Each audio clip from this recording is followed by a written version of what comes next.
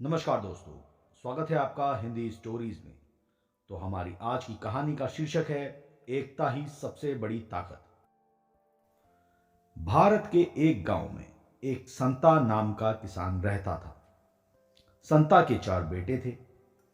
चारों बेटे बड़े होकर अपनी खेती किया करते थे, जो अपने खेतों में खूब मेहनत किया करते थे, जिसकी वजह से उनकी खेती बहुत अच्छी होती थी।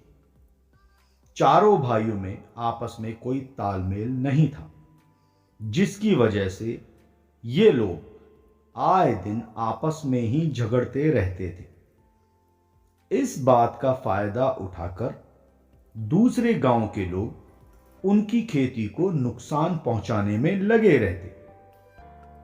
चारों भाइयों में एकता नहीं होने की वजह से कभी कोई उनकी फसल काट लेता, तो कभी कोई उनको पीट कर चला जाता, और ये लोग एक दूसरे का मुंह ताकते रह जाते। इस प्रकार इनका नुकसान दिन प्रतिदिन बढ़ता ही जा रहा था। अब संता भी काफी बूढ़ा हो चला था।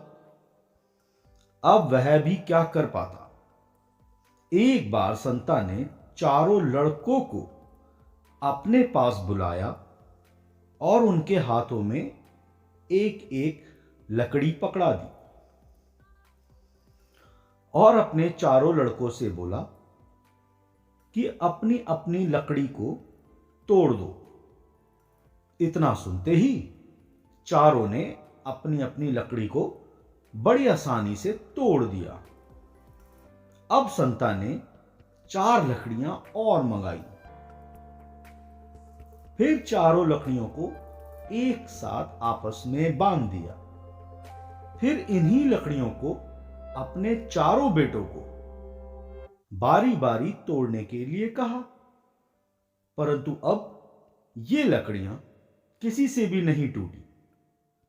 तब संता ने अपने चारों लड़कों से कहा, देखो, इन लकड़ियों की भांति जब तुम चारों अलग अलग रहोगे तो कोई भी तुम्हें तोड़ सकता है या हरा सकता है, और इन लकड़ियों की तरह ही तुम चारों भाई मिलकर साथ रहोगे तो कोई भी तुम्हें नहीं हरा सकता।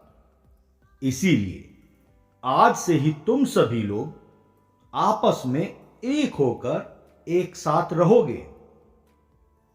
एकता में ही बल है। इस बात का सही मायने में महत्व आज ही इन चारों भाइयों को पता चला, और आज से ही चारों भाई एक साथ मिलकर रहने लगे। और चारों की एकता को देखकर फिर किसी की भी हिम्मत नहीं हुई इन चारों का नुकसान करने की। तो इससे सिद्ध होता है कि एकता ही सबसे बड़ी ताकत है।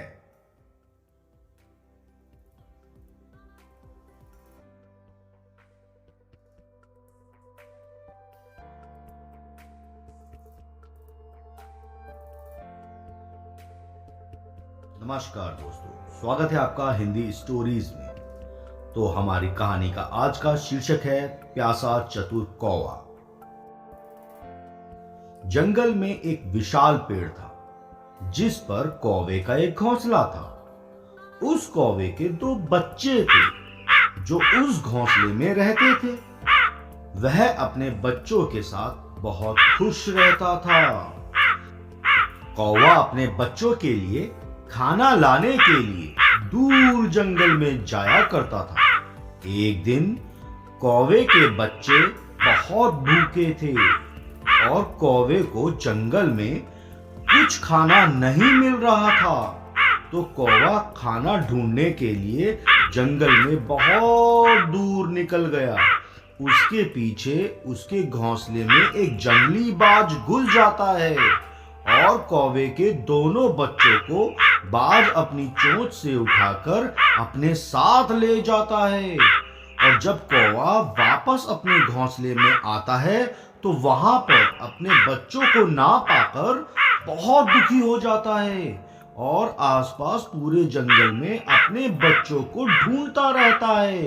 और अपने बच्चों को ढूंढते ढूंढते जंगल में वह बहुत थक जाता है, तो उसे बहुत जोर की प्यास लगती है और कौवा पानी के बिना बहुत प्यासा था। पानी की तलाश में कौवे ने दूर एक घड़ा देखा जिसमें पानी तो था, लेकिन पानी बहुत कम था। कौवा घड़े से पानी पीने का प्रयास करता है, बार बार प्रयास करने पर, लेकिन कौवे की चोंच पानी तक नहीं पहुंच सकी। लेकिन कौवा बड़ा चतुर था। कौवे ने अपनी चतुराई से एक आइडिया सोचा। कौवा घड़े के पास पड़े कंकड़ को अपनी चोंच से उठाकर उसे घड़े में डाल देता और ऐसा वह बार बार करने लगा। कौवा जाता और पास पड़े कंकड़ को फिर से अपनी चोंच से उठाकर घड़े में डाल देता। ऐसा करने से घड़े का पानी ऊपर तक आ गया और कौवे ने अच्छे से पानी पी लिया और अपनी प्यास बुझा ली और फिर अपने बच्चों को ढूंढने निकल गया। फिर उसने बाज के पास अपने बच्चों को पाया। फिर से कौवे ने यहाँ एक जुगत भिड़ाई। कौवा फिर से चोंच में कंकड़ लेकर जाता और बाज के ऊपर छोड़ देता और वह कंकड़ बाज के सिर पर गिर जाता। कौवा बार बार जाता, कंकड़ को उठाकर फिर से बाज के सिर पर छोड़ देता। इससे बाज चोट से घबराकर कौवे के बच्चों को वहीं छोड़कर आसमान में उड़ जाता है। फिर कौवा बड़े आराम से अपने दोनों बच्चों को अपनी चोंच में दबाकर अपने घोंसले में वापस ले आता है। इस प्रकार कौवे की चतुराई दोनों बार काम आ जाती है। तो दोस्तों, इस कहानी से ये निष्कर्ष निकलता है कि कठिन परिस्थिति में ना घबराकर अपनी चतुराई से काम लेना चाहिए। तो दोस्तों, हमारी कहानी यहीं पर समाप्त होती है। धन्यवाद मित्रों।